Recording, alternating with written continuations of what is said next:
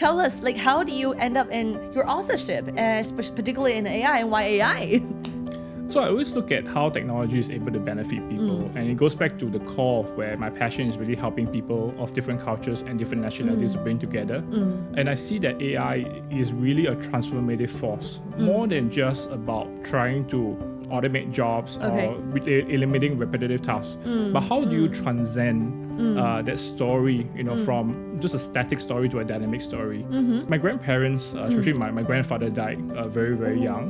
So my grandmother actually really missed my grandfather. So there was a time where I actually used AI to make the image of both of them come alive. And that's the first time I saw her cry. So I think for me, I really believe what we call the portfolio path. And AI is enabling people with creativity and with passion to really do something beyond what is it. So I would say that AI is really changing the landscape of learning and creativity, because creativity doesn't come from you being in your profession and you being creative in your work, but you can be someone like a lawyer, but you can do creative things like graphic design work using an AI tool. Throughout that various pivots that you've made, I wonder what were the fundamental motivation or drivers that kept you moving forward? My core purpose in life is to really inspire, educate, and empower. I don't need to be boxed up in one profession, because as I believe that humans are so creative in a way, everyone should celebrate failure, because failure to me is a way for you to step forward. Because without failure, you will not have remember. And I really want to encourage a lot more people to kind of pursue their own path. Hi, welcome everyone. Welcome to More Than One Path, the show where we explore the journeys of people who are passionate to build careers and lives beyond what's defined. Today's guest, Lionel Sim, is an author, educator, and AI thought leader who's lived and worked in 5 cities in 5 years. He helps people and organizations harness AI to create meaningful changes with a focus on human empowerment. Let's dive in. Hi, Lionel. Hello. Nice meeting you. Nice meeting you. Yes, awesome.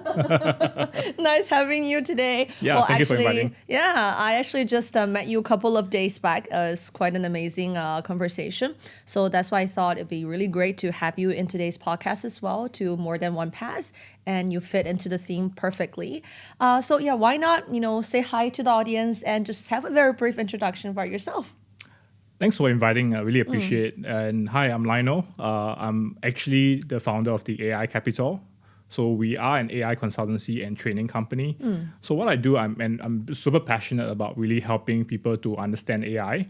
I like the word passionate. Yeah, people passion. Starting with the word passionate. Great. And passion is really the core of my life. And at the same time, like I really want to make AI to be accessible, to everyone, like regardless of like what life cycle of corporate career you are in, or how can you use AI to unlock creativity in your life. So for me, I feel like because I've been on this journey for a few years, and my background has always been in tech, and I've been with big tech companies like the likes of Apple, Tencent, and TikTok.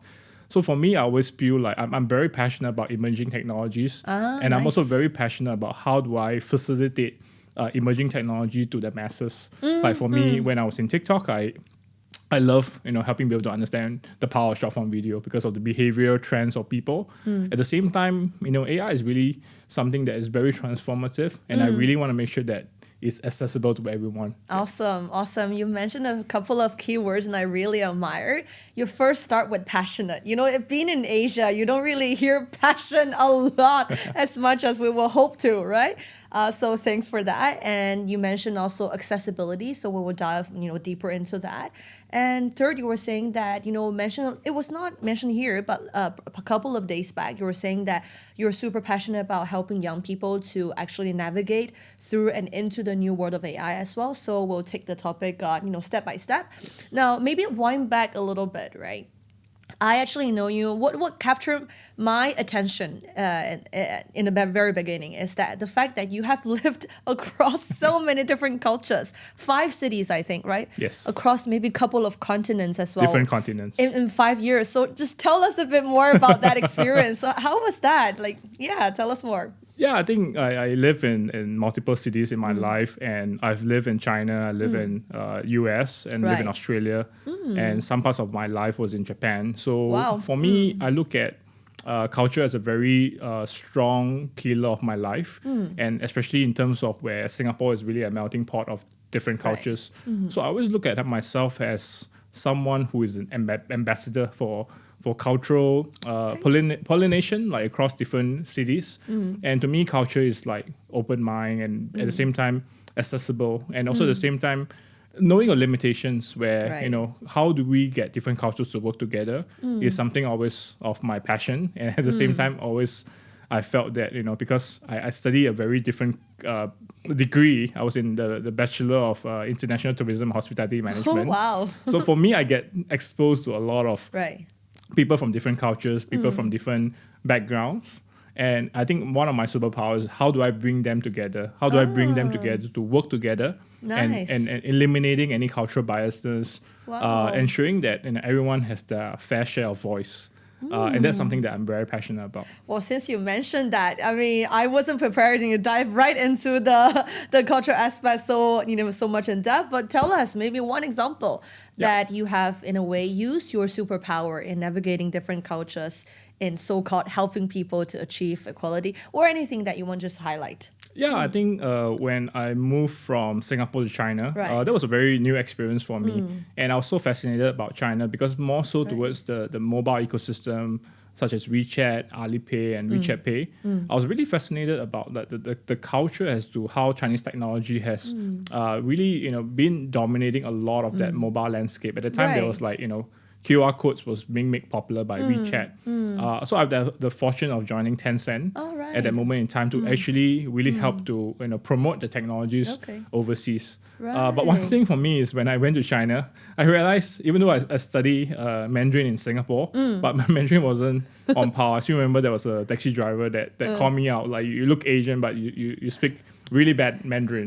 But that has spurred me to kind of like really improve myself. I remember I hired a Beijing teacher in Guangzhou, and I was just training Mandarin almost on a daily basis. And of course, like with the help of really good friends and mentors and colleagues, it really leveled my the skill sets of competencies in terms of Mandarin, and now I can fully present and learn Mandarin. So it makes me wonder that language is so powerful, and language is really something that permeates no matter what kind of emotions or what kind of cultural nuance you might have believed before, is really how you kind of portray yourself. And it goes back to identity in terms of how you portray yourself. Like no matter we are Asian living in Germany or like you're German living in the US, different languages can break through barriers. And I always believe that openness and accessibility is really the core. I mean, that's also a topic that I'm personally really passionate about. What I've seen, because a couple of years back, I was also helping like Chinese firms setting up in Singapore, hiring their top talents. What I noticed is oftentimes, or often than not, when a country of a strong culture, which is the culture I come from, right, tries to, it doesn't necessarily have to be Chinese culture. It could be Japanese culture, Korean culture, whichever. When they come to a melting pot such as, let's say, Singapore, right, sometimes they do struggle to adapt and localize their culture and in assessing the local market. What is one tip, that you've learned as a leader from working with these multinational companies, trying to come to Singapore, going global, going Southeast Asia, using this as a platform to go abroad? What's one thing that is your strong takeaway that has worked for you? I think for me, the power of active listening is so important. A lot of leaders will assume that what is happening in that region itself, or maybe where they have grown up, is applicable to where they are going to set up a new market or new office.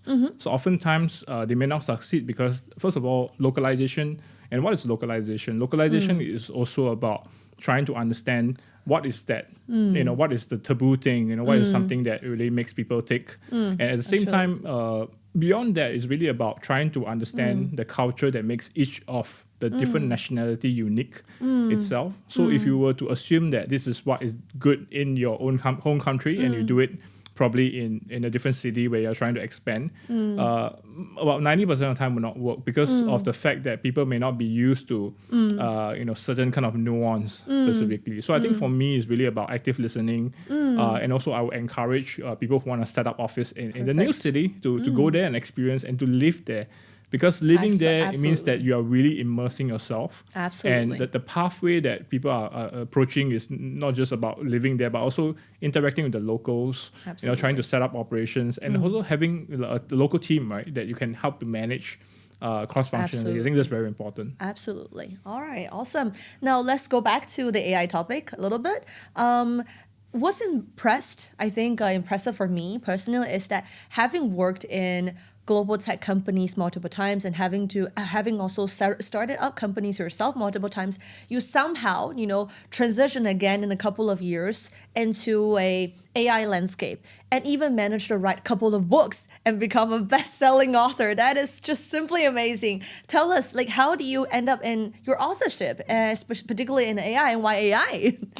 So I always look at how technology is able to benefit people, and it goes back to the core of where my passion is really helping people of different cultures and different nationalities to bring together. And I see that AI is really a transformative force, more than just about trying to automate jobs or eliminating repetitive tasks. But how do you transcend that story, from just a static story to a dynamic story?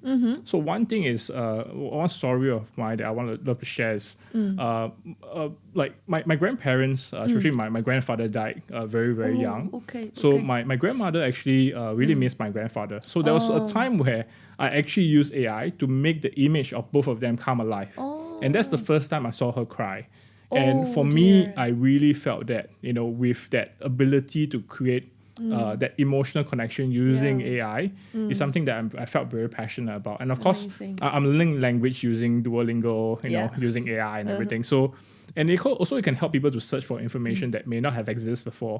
I have friends who are doctors who are able to use AI to quickly detect whether this tumor is cancerous. Right. And at the same time, also it helps people to kind of help to pursue another passion. I've seen like maybe people who are lawyers, but now they are taking care of their kids, but they're able to start a career just by launching digital color books using AI. Amazing. So I think for me, I really believe what we call the portfolio path. And AI is enabling people with creativity and with passion to really do something beyond what is it. So when I started writing my book, actually I have the intention of writing the book for myself. Because I consider myself as like a beginner in all things, and also for me, I seek out knowledge that I love to tap from other people. So when I was writing this book, my journey has always been, how do I write this book so that I self-learn and self-educate myself? And then end up when I passed the book to one of my friends, and my friend was like, "Oh, this is amazing! You should really kind of like publish it in a way." So I took the leap of faith. I published it on Amazon.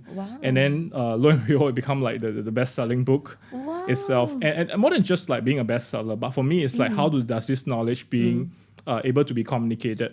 So for me, as I embarked on the journey of AI, I'm learning every day because the landscape just changes so fast. And more than just using like ChatGPT or different tools, for me, it's like how do I help to educate this learning to different peoples from different walks of life and enabling them to unlock that creativity and critical thinking. That has always been kind of my core passion itself. Wow. One thing that struck my mind is about enabling people, right? Yes. Enabling human beings. You mentioned the emotional episode where you were able to utilize AI to create and recreate that memory, or how people utilize this from different sorts of work, school of thoughts and sorts of work as well, to venture into the portfolio sort of career. Now, if we look at the professional world, right, just dabbling a little more the practical potentials, right, in terms of enabling people specifically, I would love for our audience to just hear more examples within the professional world. What does that mean by enabling people? So I would say that the traditional learning is you go to the classroom, you get that download information. But with AI, I look at learning on a different level. It's not about just you learning from your teacher or lecturer. Sure. But it's also about you downloading information and fact check whether this information is applicable for you. So I always believe in context determines quality. Right. And quality will only comes when you are appreciating of the fact that this is something that is suitable for yourself and relevant for yourself. I like that. And more than just relevance, but just AI allows you to understand what you do not know in the past and enabling you to kind of strengthen your kind of brain muscle or neural muscle to remember things, maybe something that you could not have actually remembered before.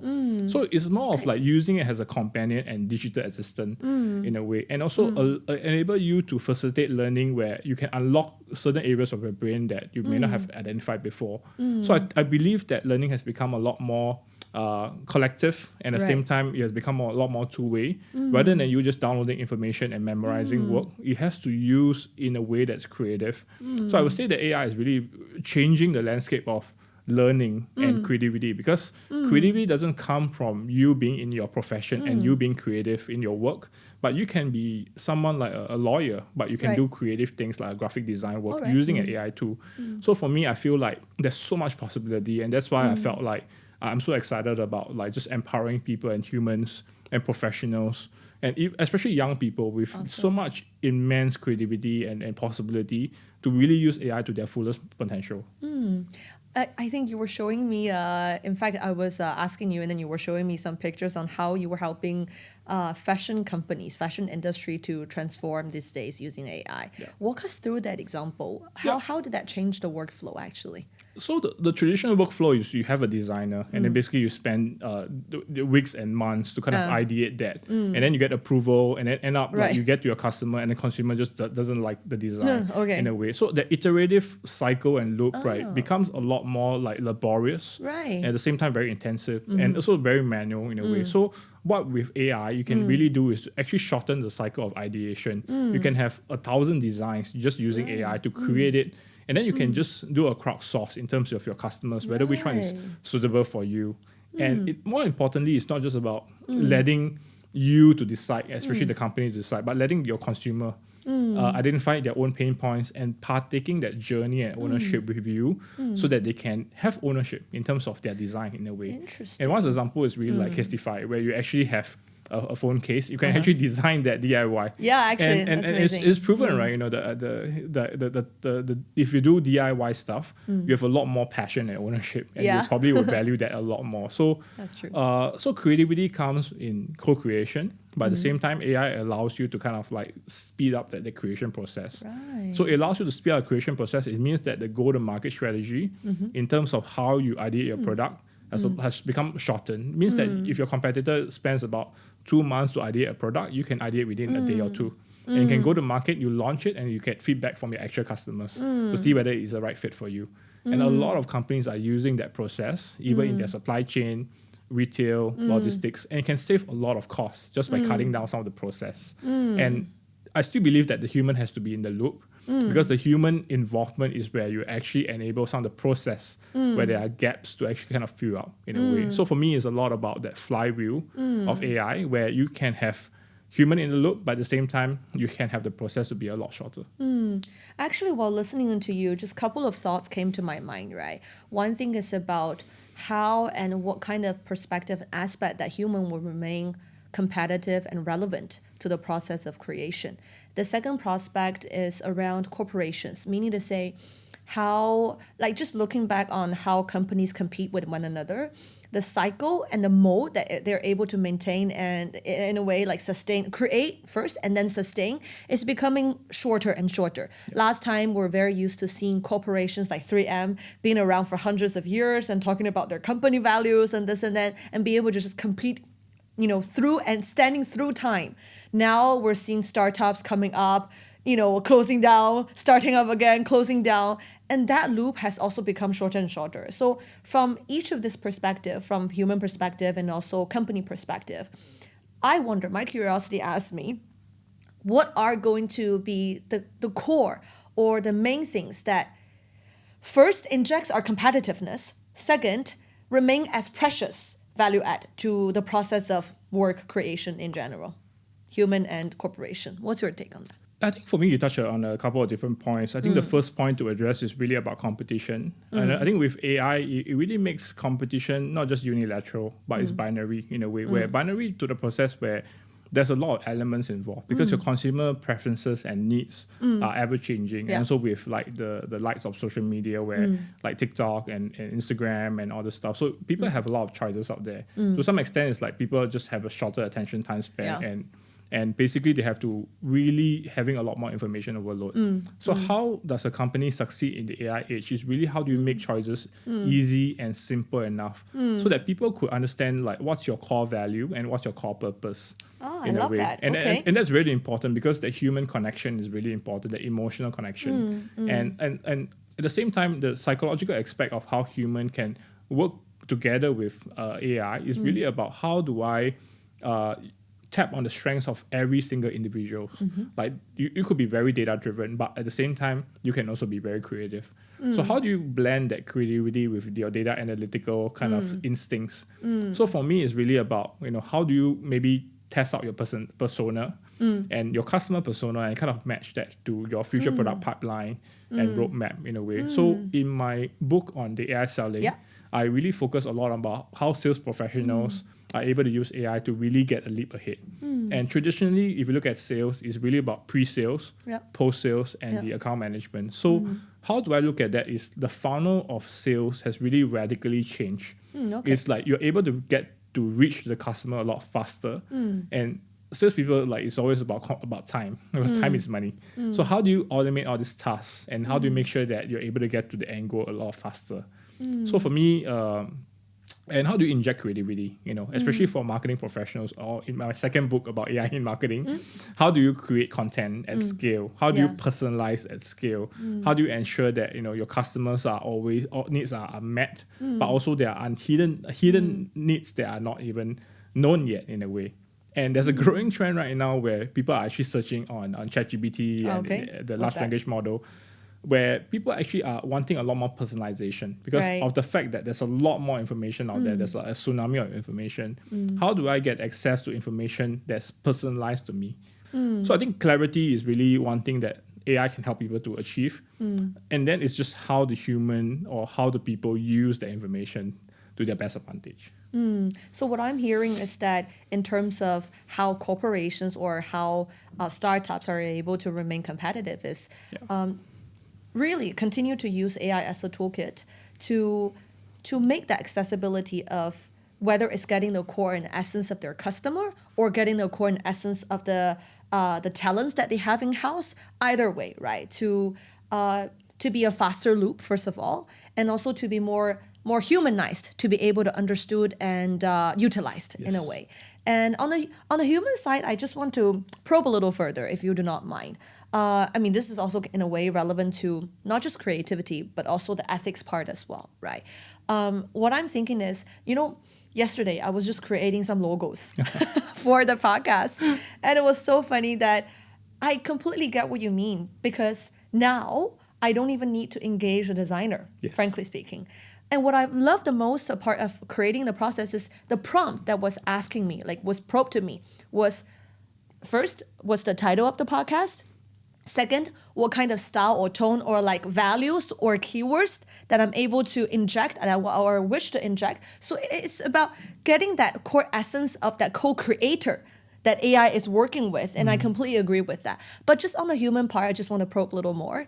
I still do not get, let's say between you and me, Lionel, or let's say add another person in, right? If we're approaching the same task together, what are the key differentiator in the end? If we have access to the same tools, to the same process of co-creation, what differentiates the work and competitive? I think it's a great question and it's something that a lot of people has asked me because humans are creative by nature, and that's what I believe in. And humans are dynamic, and we all have different learning styles and different background and different experiences. No. So for me, it's really about learning about your learning style. For example, if you are a very kinesthetic person and you kind of do something that is very visual, this might be a misalignment in terms of misfit. But if you're a very visual person and you're always asked to do something that is very kinesthetic in a way. So for me, really understanding that clarity on who you are and what you perform best.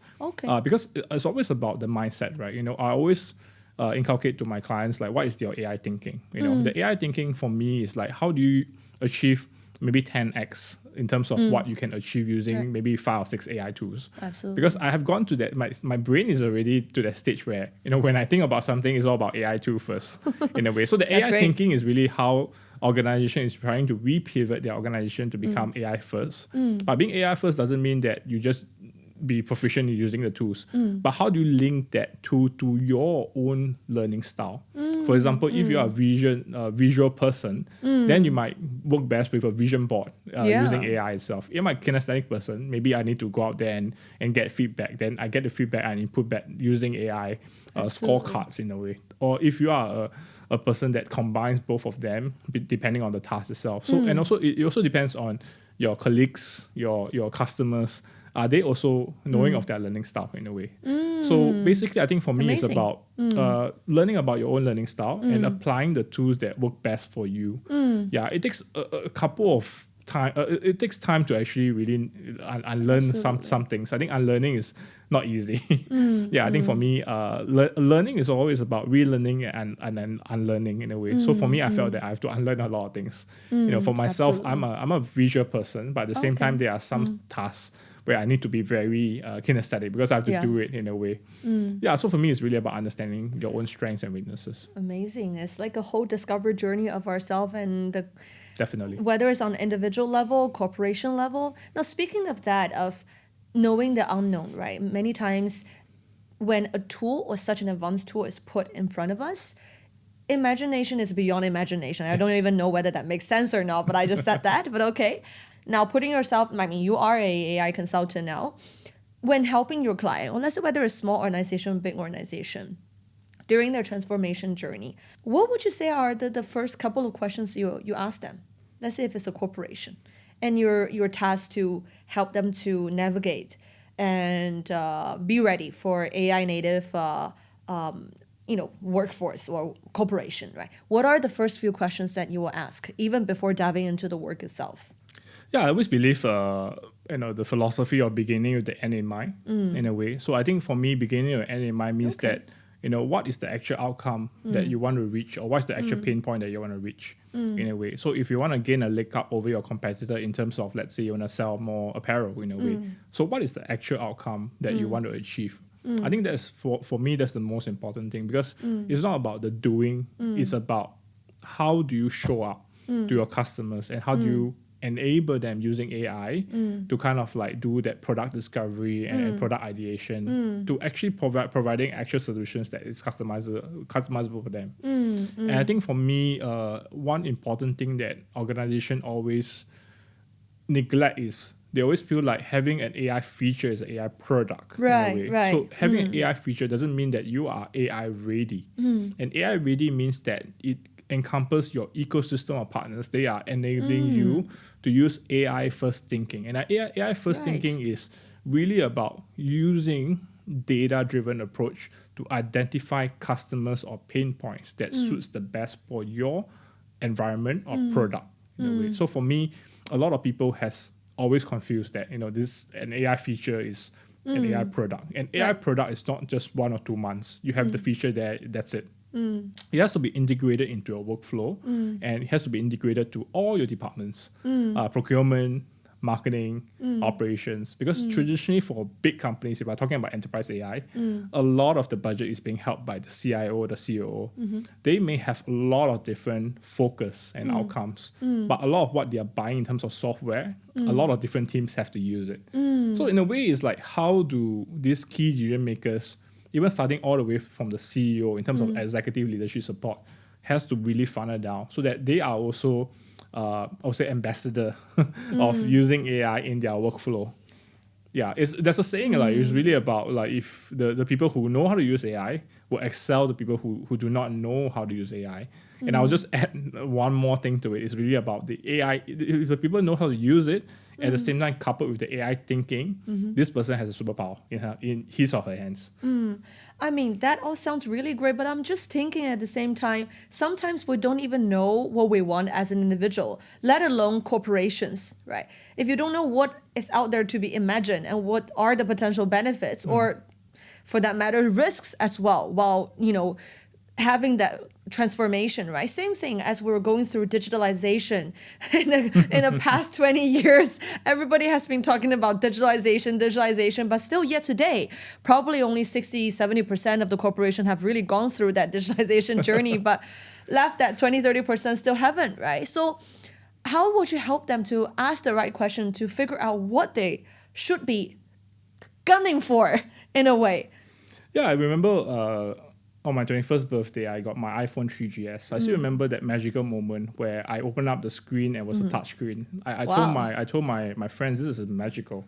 This is a magic box. But Magic box. if you fast forward now, everyone uses the iPhone and touchscreen is so ubiquitous. Yeah. So it's really about the openness towards technology. Right. So for me, it's not about like giving you an like attitude. a framework. It's the attitude, the mindset. I can give you a 100-page that. PDF step-by-step guide, but will you follow it? Will you integrate it into your process? And learning happens when you actually use it and you discover it for yourself. So I have Really love also embarked on a journey where I've like I would call a 28-day AI learning challenge. I set it for myself where basically every day my goal is to use 2 AI tools that is completely unknown for me. And that allows my neural brains, right, to kind of fire up that kind of triggers where I need to really go out there and learn. I love that. And then the more that I teach people in terms of how to use the AI tool, it reinforces the learning that I have. And I think humans are essentially very creative. And the creativity is really how do you apply things that you may not have known before in a very creative way. So I think in short, I felt like, it's a process. And I'll see that, the openness and the mindset is more important than you using 100 tools, AI tools. And I think it goes back to the question of what is productivity. Productivity also goes in saying that, if you enable maybe 1 or 2 people to learn something that they may not have learned before and achieve 10x or 100x that difference, I think for me that is more rewarding than you just use it like just on a minimal par in a way. So I think for me it's not about trying to AI your life. Yeah. It's all about how do you make decision faster, especially in a very dynamic world like this. Yeah. Especially like key decision makers, they have to make minute by minute decision making where a customer might complain about your product. How do you address that feedback so quickly? Or on X or on TikTok or other media. And that's where AI could really help to gather that information. But ultimately, the decision makers at the top have to decide what's right for them, what's right for the shareholders, what's right for the stakeholders. I really like what you mentioned about mentality. Actually, I personally felt that as we go more into the advanced technology advancement enabled world, the more we kind of have to drill and go back to what actually motivates us as an individual, and how we're built as an individual, right? This is also linked to something that I'm curious about you as a person as well. I know that your career path really do not come across as a typical one, right? I would imagine that if you had not gone to the path of AI authorship and entrepreneurship, you would have just go through your corporate journey and become like a top leader in like a global tech company. That was just a no-brainer for you. So throughout that various pivots that you've made, I wonder what were the fundamental motivation or drivers that kept you moving forward? Because every decision comes with a trade-off. Right, we might want money, we might want fame, we might want flexibility, we might want family with our whatever that you might wish. But everything comes with a trade-off, right? So how do you make those pivotal decisions, and what were the motivating factors? It's a great question, and I always think about that because I always think about what kind of legacy am I leaving for myself. And my core purpose in life is to really inspire, educate, and empower. That's always been my core pillars in life. So for me, whatever decision that I have made in terms of either entering into the AI world, or maybe next time I could be a vet because I love animals in a way. So for me, I find that I don't need to be boxed up in one profession because as I believe that humans are so creative in a way, and I believe that there are multiple skill sets or micro skills that you could learn and how you could benefit people in a way. So for me, I always believe that a career path, and has brought your podcast More Than One Path, is really about encouraging people to take multiple paths and multiple routes that is based on their creativity, based on their journey. And I think everyone should celebrate that. And everyone should celebrate failure because failure to me is a way for you to step forward. Because without failure, you will not have remember in a way. So for me, failure and success is important, but I guess in terms of how you can take away from the learnings. And I think for me, living in so many different cities, I've been more vulnerable in terms of my limitations. Because imagine you're in the US, you hit with a tornado, right? How do you deal with it? You have not dealt with it in Singapore where you don't have any natural disasters. So for me, it's about learning. It equips me with that subconscious mindset to learn and relearn and unlearn so that I can be a lot better. So for me, it's really about my legacy. And I don't want to feel regret when I get to maybe like 80 plus, 90 years old, where I felt that, why have I not done this, where I have the time and energy to do it in a way. And I really want to encourage a lot more people to kind of pursue their own path. And also, treating failure as a concrete learning experience. And a concrete experience will enable you to kind of be an inspiring story, right, or pillar. By being in the podcast, I would not have imagined this like probably 5 years ago. Right. But for me, I always think about what's my legacy and how do I transform myself continually.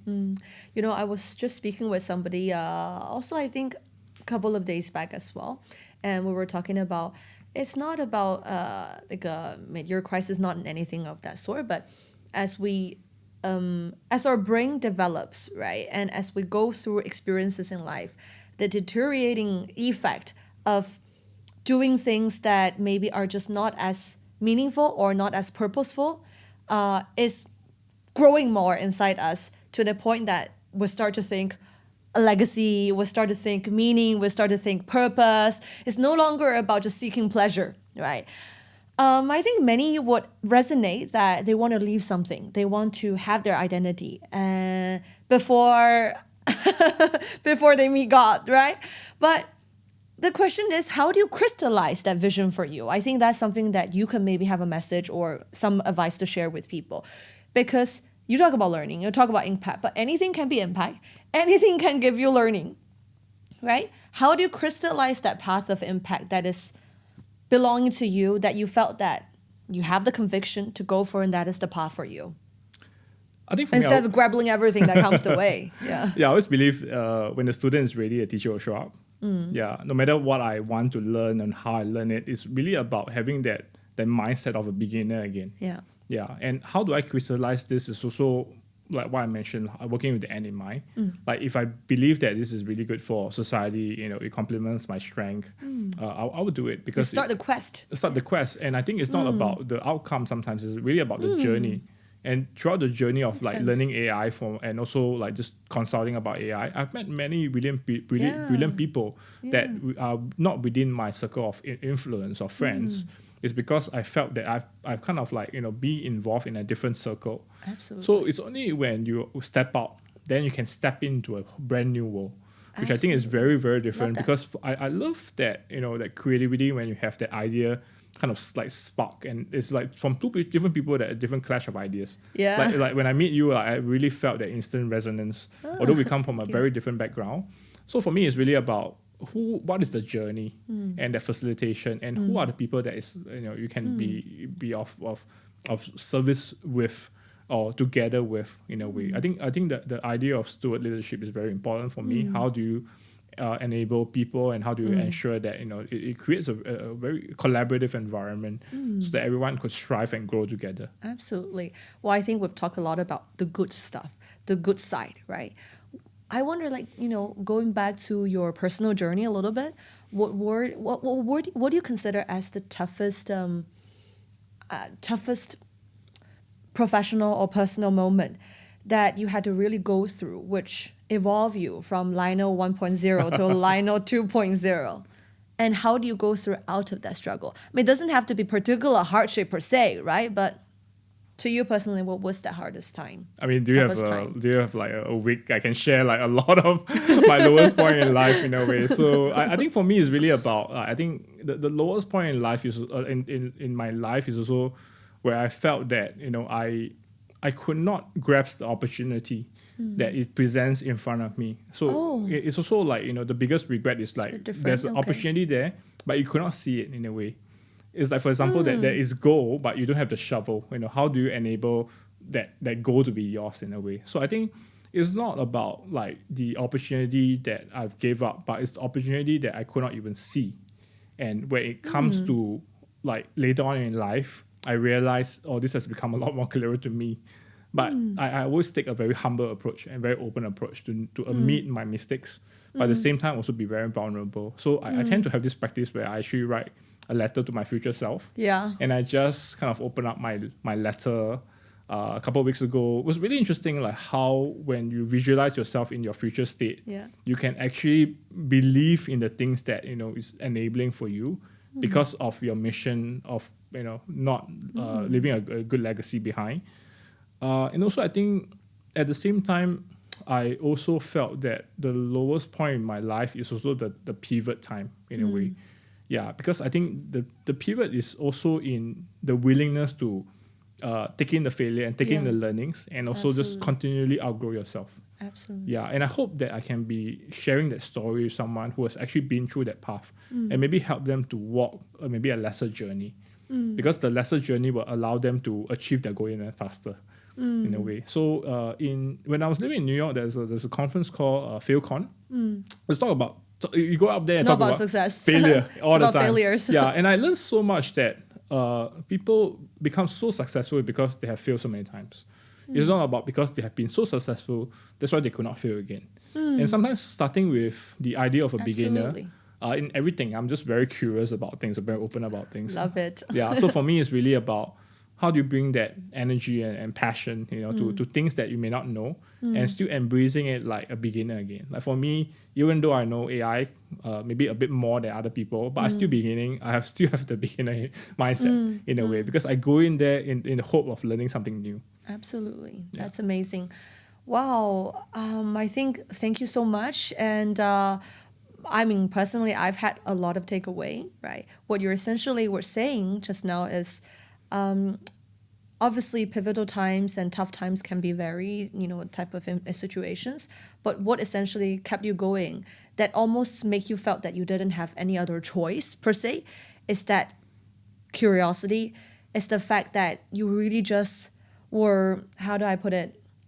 You need to know. You need to know what's more and what's possible. Because otherwise, it's not even about grabbing an opportunity. It's about, in front of you, there are probably a path that seems plausible, but in the end, no, actually not. Because the ones that actually truly excite you were the ones that maybe it's the road lesser traveled, but it's the one that you really had to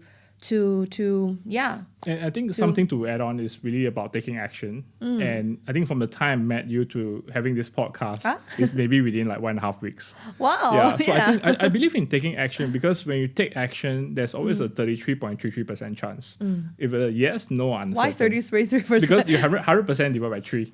100% divided by 3. Yeah, so it's about 33.3% where you actually... What's that formula? If you don't try it, right, you probably would not have known what's good and what's not in a way. So I think for me, it's about trying and not be afraid of failure in a way. And I think with coming back to AI and how it's impacting a lot of jobs out there, especially there's a lot of media press about like young people, I always felt that, there's another way to look at it. AI can also empower young people to pursue careers that they have not believed in before. Like for example, like I was a maybe like in the past you talk about content creator. That has never been a career path for anyone in a way. But you can see very many successful content creator like yourself and you do podcasts and everything. So for me, that is something that AI could enable. Like you can create an AI avatar of yourself and can do multiple videos. Absolutely. The other part is also about like AI strategists where you can go in and talk about AI, but helping people to enable AI tools itself.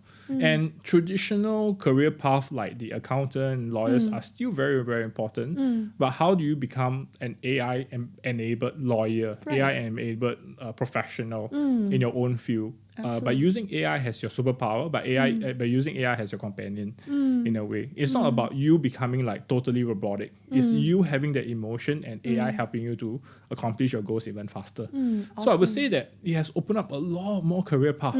It's not like, AI is like a zero-sum game where you just minus off the jobs because AI can replace it. I look at it as a lot more new avenues where people can use this tool to create careers that have never been surfacing before. Right. Yeah. So for me, I think it's really amazing. I'm so excited every day to just wake up and learn about AI and empower people about AI. Awesome.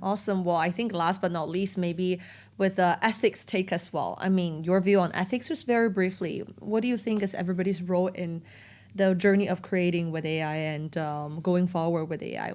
What's the role that each of us should play in a way? Yeah, I think ethics is a very big topic. Yeah. And if I were to tackle it from the angle of governance and rules, ethics is really a shared sense of standards and governance expectation in terms of how we look at whether this AI is harmful or not. Yeah, okay. And also at the same time, there's a lot of work that's happening in Singapore and in US and even in China in terms of how to stop AI from promoting harmful content, especially like minor safety is part of it, and how do you enable that it doesn't discriminate across different racial groups. At the same time, I think ethics is also like how do you use AI in your work that presents the best form of yourself rather than you touching the topic of plagiarism in a way. So I think there's a lot of like gray areas here, but ultimately I look at it as a tripartite relationship between the government, the private sector, and also at the same time the platform players itself in introducing that moderation techniques and the governance strategies so that everyone could play a part and everyone has a voice in terms of how it's being moderated in terms of content wise. And also at the same time, I think ethics also touches upon that localization aspect as I mentioned just now. It's a lot about how people perceive this as your cultural aspect. Like for example, if you create an image on ChatGPT, like is it infringing the copyright? Is it like maybe taking away someone's IP basically? So there's a lot of debate about it, and I feel like there's a lot more clarity coming along as people start to aware and converge on such topics itself. And I think this is really, really important because for me, ethics really govern in terms of the way that we work together and multiple cultures and how do we actually promote that collaborative environment itself. So I would say that AI is really like a Swiss Army knife. It can also be harmful in a way where you use it in a very harmful way, but at the same time, it can also be super useful if you use it within the right context, in the right environment. Absolutely. And this has been a passion topic of me in terms of how I ensure AI safety, how I promote how do you ensure that it's not discriminatory across different cultures and racial groups? For example, like how do you ensure that your AI chatbot is not discriminating someone who is of a lower income status and approving loans, and or at the same time in terms of like plagiarism, like how do you ensure that it's definitely your work instead of like someone's work in a way. So there's a lot of topics touching upon that, and also like healthcare. How does the data of your patient being stored and how AI can not infringe the privacy of people? So there's a lot of topics around that. I'm glad to hear a lot of many strong experts talking about this topic. I mean, personally, yes, I thought that's a pot of gold there for AI ethics, right? And it also links back to how power is being played during the creation process, during the developing process of incorporating that non-biased data and non-biased inputs into the algorithm as well. Because we always say garbage in, garbage out. Simple thing as if let's say a minority of language, for example, do not even encompasses enough data to be input, then there's no representation as an output. Simple as that. So I mean, maybe we take another session to just only dive into the ethics topic of AI. Then that's also a personal passion topic of mine. Thank you so much. I think Lionel, that's really an amazing session today. I really just want to close today's chat with your take on the theme of the podcast, More Than One Path. I mean, you've briefly mentioned it, but any advice that you will want to leave with the audience that's echoing to the theme? I think many thanks for inviting me to the podcast and being the guest. I think being More Than One Path really has a lot of meaning for me because I'm someone that is really like I live in 5 cities in 5 years. I've taken multiple careers in my life, and also at the same time I also tried different specialization. So for me, I always believe in championing the idea of people having a portfolio career and portfolio path, and also at the same time using whatever tools, be it AI or be it mentorship or coaching or counseling, to really unlock that clarity, and that clarity will allows you to have more creativity and more critical thinking. So I think having more than one path is really important, but at the same time I really encourage everyone to just go and live your dreams, at the same time not be afraid of failure. I think that's very important. Awesome. Thank you so much, Lionel, and great to have you. We look forward to the next session with you. Thank you. All right, it's a wrap, I think. Thank you so much. Now, truly, I think every path we share here is a reminder that there's no single way to build a meaningful career or life. What truly matters is finding that path that's true to ourselves and actually having the courage to walk it. And as Lionel's journey shows, embracing new tools like AI isn't actually about losing our human edge, but about redefining it. See you next time, guys!